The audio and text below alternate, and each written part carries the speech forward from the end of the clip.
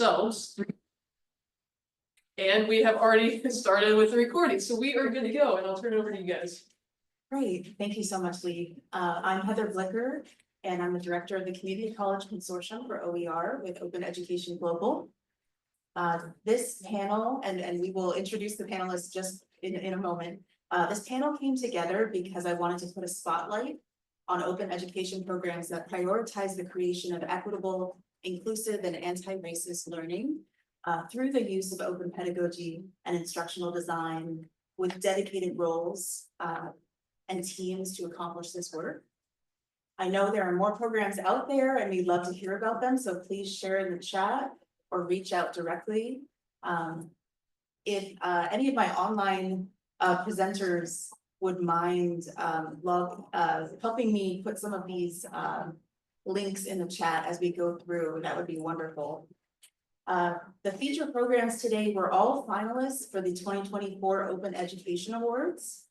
And they are representing remixing open textbooks through an equity lens, or ROTEL, as you may know it, from Massachusetts. Also Targeted Pathways from Oregon, and Open for Anti-Racism from California. Our goal in spotlighting these programs is that you will be able to identify aspects of the programs that you can implement at your own institutions to focus on the need for equity, inclusion, and anti-racism in OER, and that you gain insight into the structure of EDI open programs that demonstrate unique and collaborative approaches.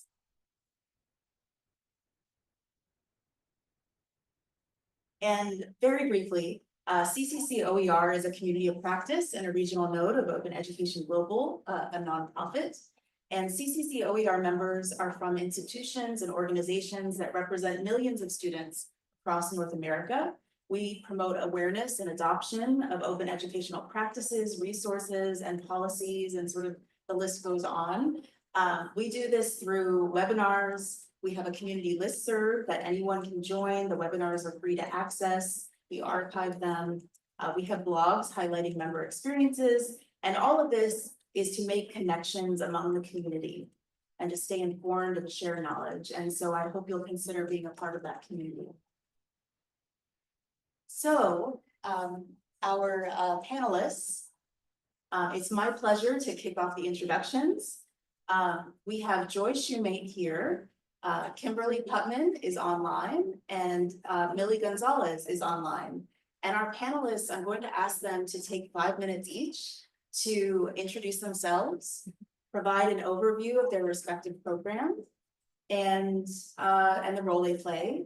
And I have one question that I'd love everyone to start out by answering, and that is to share one example from your program that prioritizes the creation of equitable, inclusive, and anti-racist learning, so we can get a better idea of what it looks like in action. And so to keep us alive, I'm gonna keep track of our 5 minutes. So let's start with Joy. Okay, great. Well, hello, everyone. I won't take the full 5 minutes because you all are probably sick of hearing from me. But thank you. My name is Joy Shoemate. My day job, I'm the director of online education at College of the Canyons. At my college, our OER efforts live within the online education department. So we don't have a lot of library support. So my team and I are kind of responsible for leading that work on our campus. As it relates to Heather's question, so I shared with you this morning a bit about the Open for Anti-Racism program that James Slopper-Grosslag and I helped to lead. And I think the first point that I want to make is that this started off as an idea and something that we just wanted to do. It was work that honestly we weren't able to do on our own campus. So we found collaborators that we could do the work with. So that was our goal, was to prioritize how we can leverage open ed to build more equitable classrooms and explicitly anti-racist teaching and learning materials. So a big part of accomplishing that was just finding the connections, finding the colleagues in which you can do this work with.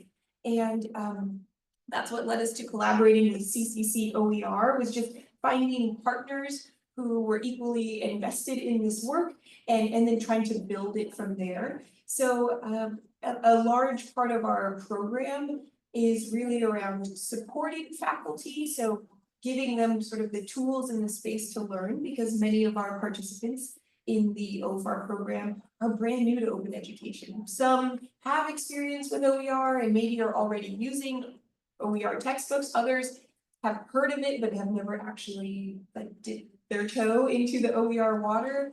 Others, open pedagogy is a brand new term. Some of them have been doing it, but they didn't know there was like a terminology for it. And others, it's like this mind-blowing concept of course I could bring students in, like of course they'll be more engaged when we invite them in. So I think more than anything, creating the space in which faculty can learn and grow, but ensuring that they have support, because I've already heard from other sessions, doing this work alone is incredibly challenging. So having the support in the form of, we try to build a wraparound support for the faculty in the OFAR program, but also we needed support from colleagues to even launch this program, and that's where having the support of colleagues from CCC OER help kind of propel an idea and move it forward. So more than anything, we all know that open ed work is difficult work. Explicitly anti-racist work is difficult work, and we need each other. So I'll leave it at that. Thank you. Let's go to Kim, and we'll go 2 slides forward. Good morning. I'm Kim Puttman. I'm an adjunct faculty at Oregon Coast Community College and Shoemate Community College here in Oregon. I'm also the discipline lead for sociology for the Open Pathways Project and the lead author for upcoming textbook Inequality and Interdependence, Social Problems and Social Justice, as well as a contributing author for the social change textbook and OER champion for innovation in open pedagogy, and reluctantly a new video content creator. My project with all of us is the Targeted Pathways program in Oregon. Our goal was to create 12 textbooks and courses that focus on diversity, equity, inclusion, and anti-racism, specifically with content relevant to Oregon students. We currently have 19 universities and community colleges across the state participating in this program, which translates to about 150 authors, instructors, editors, instructional designers, project managers, and other content experts.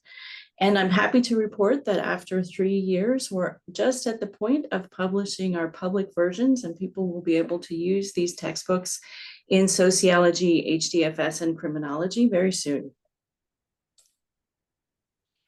One of the focuses for this project was to create tools to teach diversity, equity, inclusion, and anti-racism, truly to create personal transformation, student transformation, and to change the world.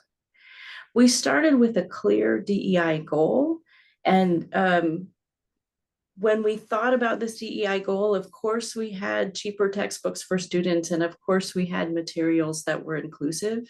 But we also added that we were sharing course materials that directly address and interrogate systems of oppression, equipping students and educators with the knowledge to do the same. And I look at that particular statement and where I joined this project 3 years ago. I was a very new adjunct faculty. Despite my gray hair, I actually had worked as a project manager for decades and decades. So I was pretty new to coming back to school, as it were. And I knew the word anti-racism, but I didn't really know what it meant, or much less how to teach it in the classroom. So as a person coming back to this work, it was really essential to have a collaborative team of people who were asking really deep questions about how to teach and learn, about how to address the challenging topics of racism, heteropatriarchy, classism, intersectionality, and how to create learning communities in the classroom which challenge systems of oppression. And for me, being able to have those conversations with people who knew how to do this work was incredible. It really caused great personal transformation in me. And it changed how I think about teaching. In addition to that personal level of transformation about how I think about these topics and teach them, I'd also like to point out that one of the places where equity comes into this game is for adjunct faculty. With a collaborative team of experts and professionals who can do things like universal design or creating videos or academic research, as a person working in the very smallest community college in our state, I had some access to resources that I wouldn't normally get access to, as did our students. And when we think about the work of adjuncts right now, 75% of our faculty aren't eligible for tenure, and about half of them hold part-time faculty positions. So being able to get to work in a collaborative team with access to technology, resources, and expertise, and get paid for doing the work of research and writing is one of the ways to support equity for our part-time faculty. And just speaking personally, I started my career at the smallest, probably least paid college in Oregon. And because I worked on this Open Oregon project, I was able to secure a position at Shoemate, which is our second largest community college and actually pays a little more. So in my personal journey, it was transformational in my heart and also economically stabilizing for me. But it's not all about me and our adjunct faculty. It's actually way more about our students. And I just like to echo this quote from Bell Hooks. If we consider our work as teachers, our work is not merely to share information, but share in the intellectual and spiritual growth of our students. To teach in a manner that respects and cares for the souls of our students is essential if we are to provide the necessary conditions where learning can most deeply and intimately begin. I read that quote and I thought, yep, that's it. That's why I'm a teacher and that's what I want to do in the classroom. And the tools of open, whether it's open educational resources or open pedagogy, really allow me to think about that and do it in the classroom.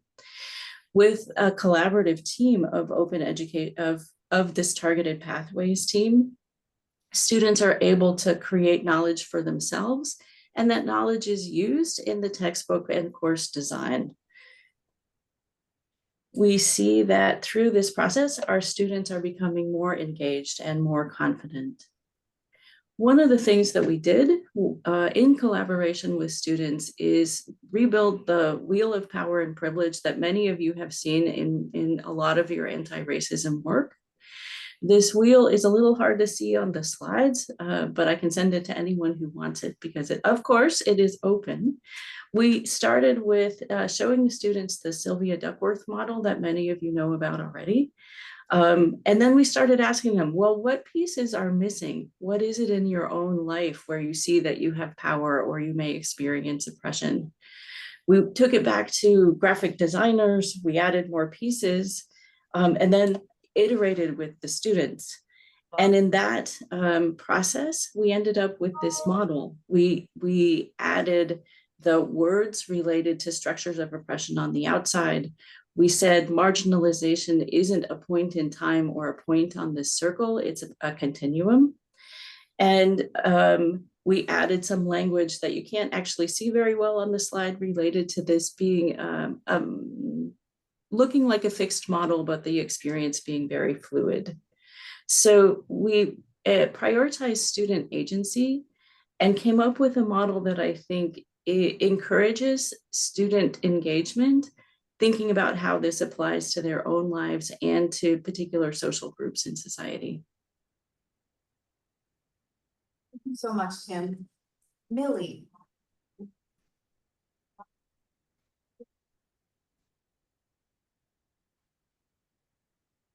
Are you there, Millie? Yes, I am. Okay. If you can change the slide.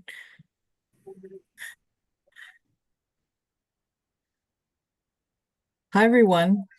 My name is Millie Gonzalez, and I'm the Library Dean at Framingham State University.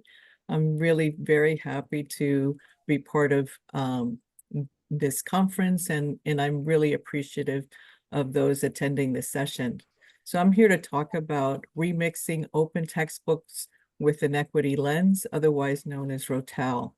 So ROTEL consists of a wonderful set of 3 universities and 3 community colleges, and then also the Massachusetts Department of Higher Education. So shout out to Framingham State, Salem State, Fitchburg State, Northern Essex Community College, Holyoke Community College, Springfield Tech. They're all members of what we call the OTCC, which is the Open Textbook Coordinating Council. And I think that's one of the things that makes ROTEL really special, is that combination of four-year colleges and community colleges all serving the same purpose. So the goal of ROTEL really is to remix and develop accessible, intentionally inclusive OER that reflects students and lived local experiences. And we believe it will improve their learning outcomes, particularly those from underserved communities. And so the project is projected to produce just shy of 30 textbooks. So we're really excited to share out, and you can access all of the textbooks through the URL in the chat and also on the slide. Next slide, please. So just to share a little bit of what makes the project really special, we provide funding through to faculty to adapt and create OER that is intentionally inclusive and accessible. We also provide faculty to adopt actually the ROTEL textbooks.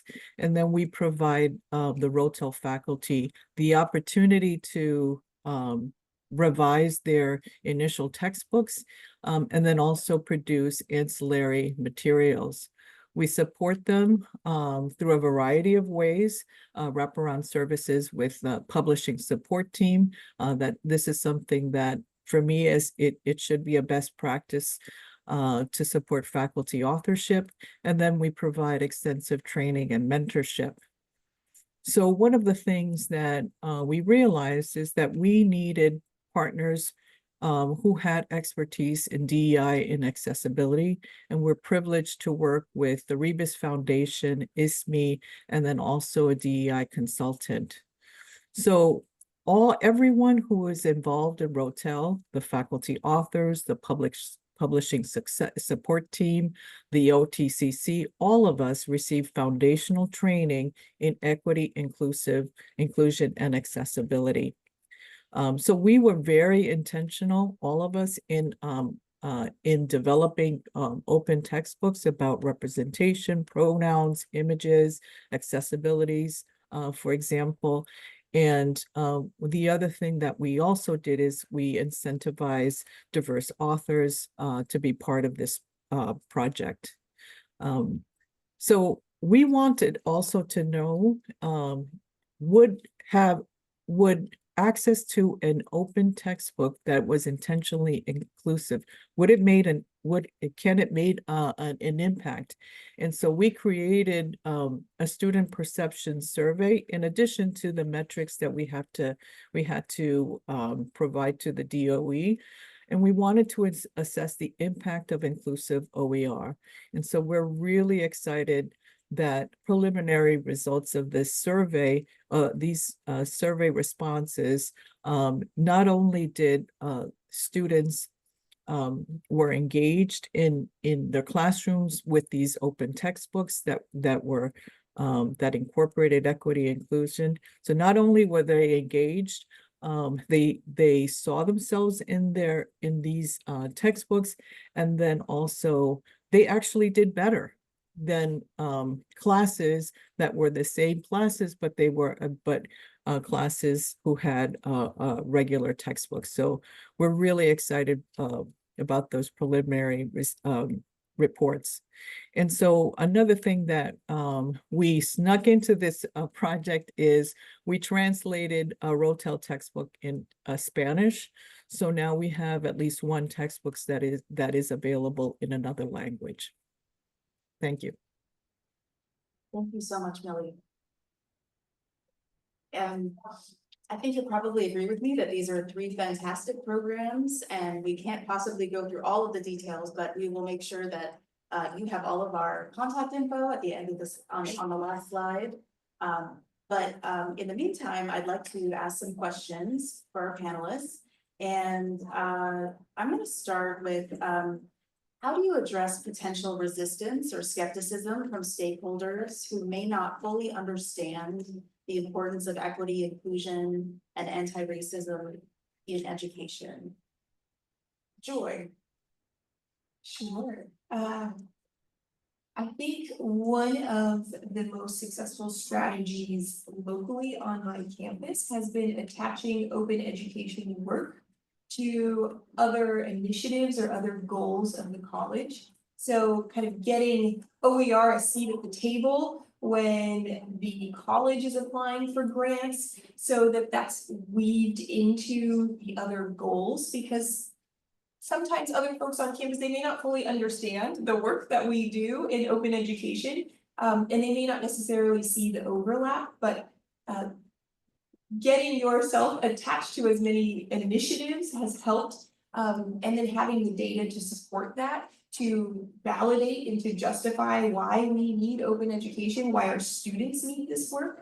But in terms of resistance or skepticism, pushback, at least when we approached the Open for Anti-Racism program, we were very much aware that we were going to have participants coming to us with varying degrees of experience, and also maybe attitudes about open education more broadly and about the work of anti-racism, whether it's their job as an instructor to be doing anti-racist work or not. So really what we've tried to do is meet people where they are. I think I noticed a comment in the chat from Dr. Kim Gruey, who is the co-developer of the OFAR course and co-facilitator.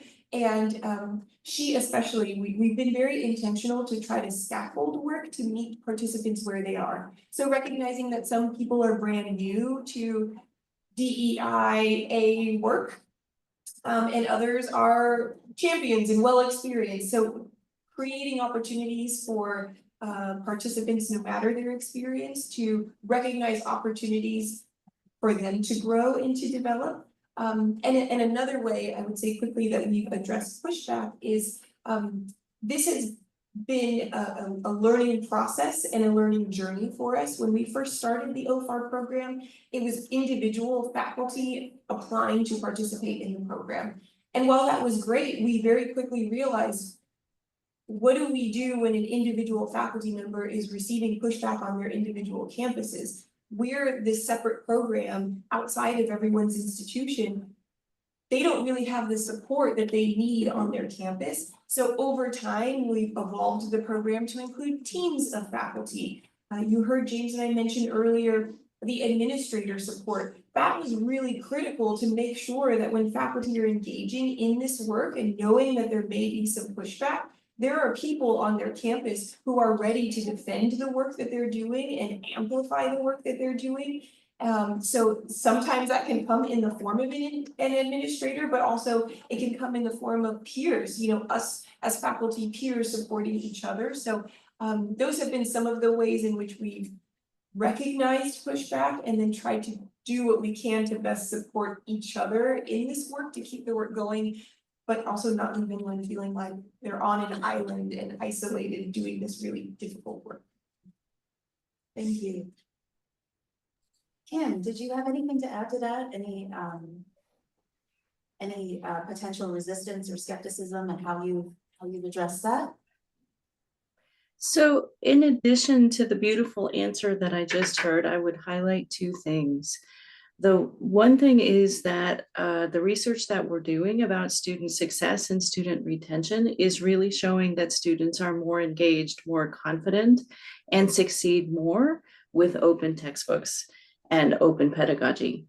So when I'm really talking with someone who's a bottom line thinker and says, okay, what does this really matter if I'm looking at accreditation or student retention? I say, oh, it really works. And I have data to prove it.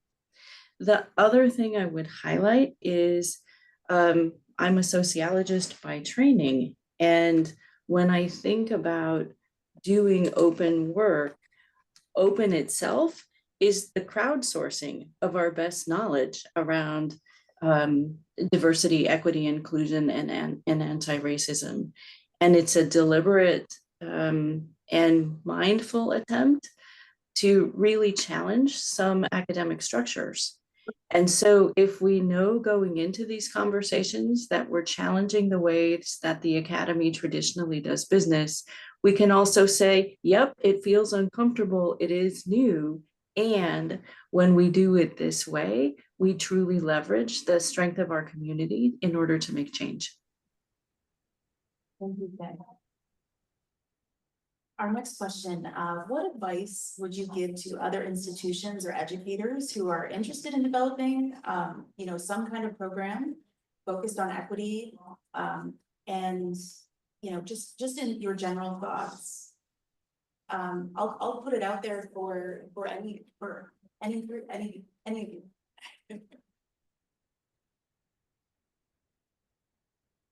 So I'll share if I may. Sure. This is Millie. Some key advice. I would just encourage diverse authors to adapt and create open textbooks. I think, and also think about why they wouldn't, right? So we really need to reach out to our diverse authors and support them.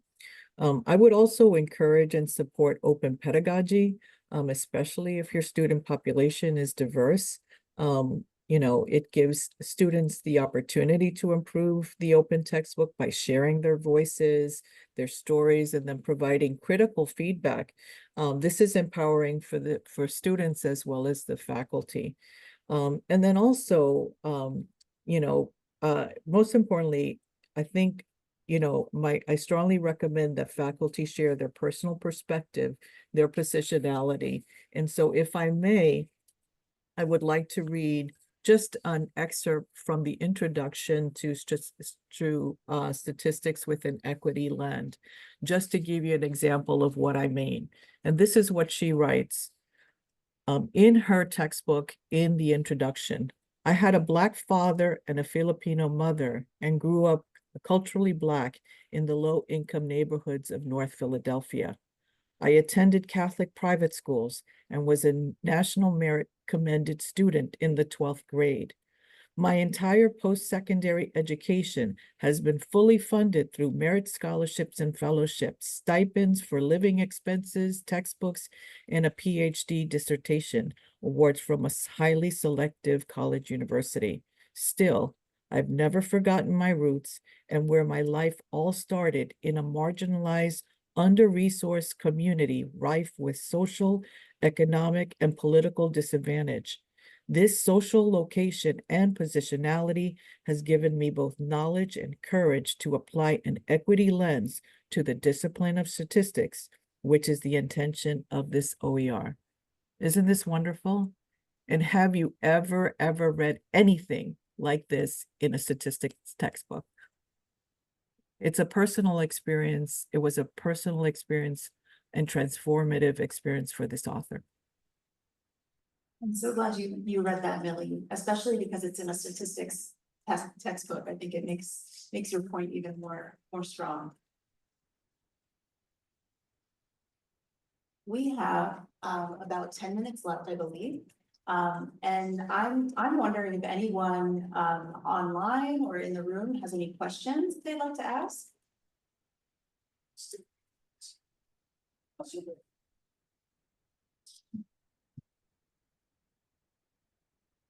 If anybody has any questions, I'll walk around and get those.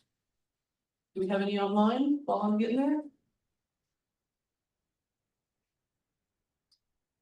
Thank you so much for your presentation. I would like to get back to what Millie addressed in terms of diversity of authors, and identify an issue that I feel hasn't been discussed, but I would really like some feedback on. And that is when I'm told by my colleagues of color that they don't want to use OER because they feel that they finally reached these points of where they are now legitimate authors themselves and want to see the kickbacks of royalties for their work. So I'm just curious as to what kind of responses you would initiate, even if these individuals are very much supportive of anti-racist practices, they're not prepared to deal with the economic differences that come with going open, or at least their perceived understanding of open. You know, I can share briefly what, you know, our experience was, that it was difficult in recruiting diverse authors.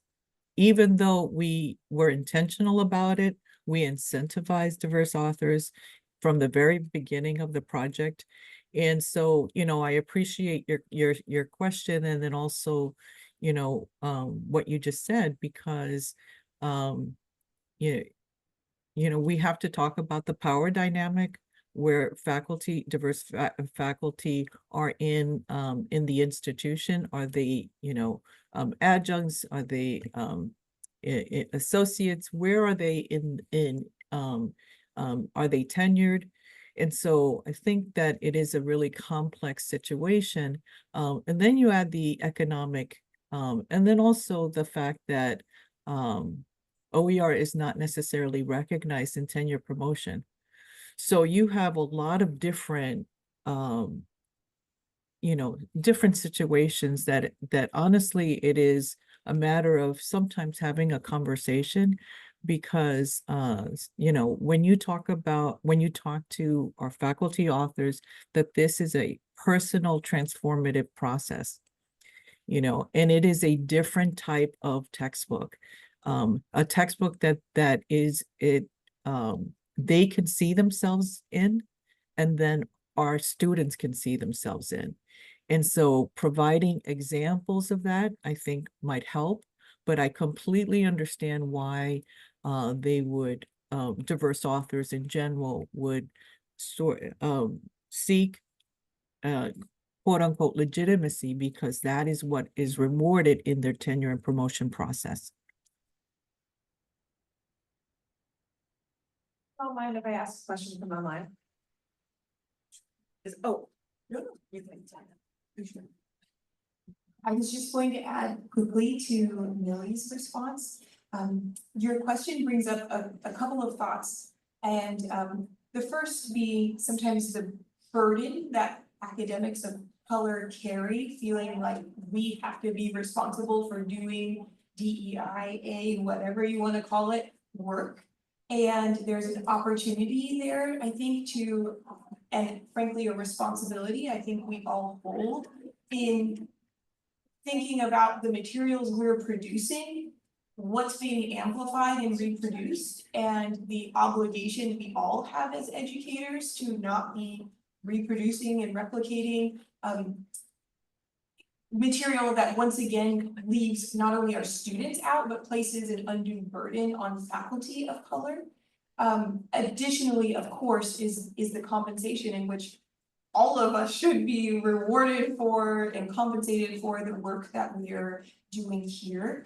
One thing that I found sometimes helpful in engaging with faculty, in kind of making that shift towards not even OER, but open education more broadly, is this is enhancing and changing your teaching pedagogy. It's not just about the textbook. You don't have to be teaching to a textbook. This is actually completely shifting the way you are engaging with your students and teaching and learning all together. So yes, there's not the traditional compensation in terms of like created this thing and now getting compensated for it in terms of royalties or whatever, but also it's an opportunity to, we hope to find some sort of compensation for any open ed work that our faculty are doing first and foremost, but also this is an opportunity to completely change the way in which you are teaching and learning. So it's a shift in practice, not just the end result, which is the thing, the textbook. Hopefully that helps. Thank you for that. So we are at time. Really appreciate you attending this session. Did anybody, well, if you have any other questions, we are at time, please reach out to them. They obviously are very happy to talk with you. So please give a round of more applause for our families. All right, so that ends the session and we are on break now. So you guys will have a little break before our next session. Thank you.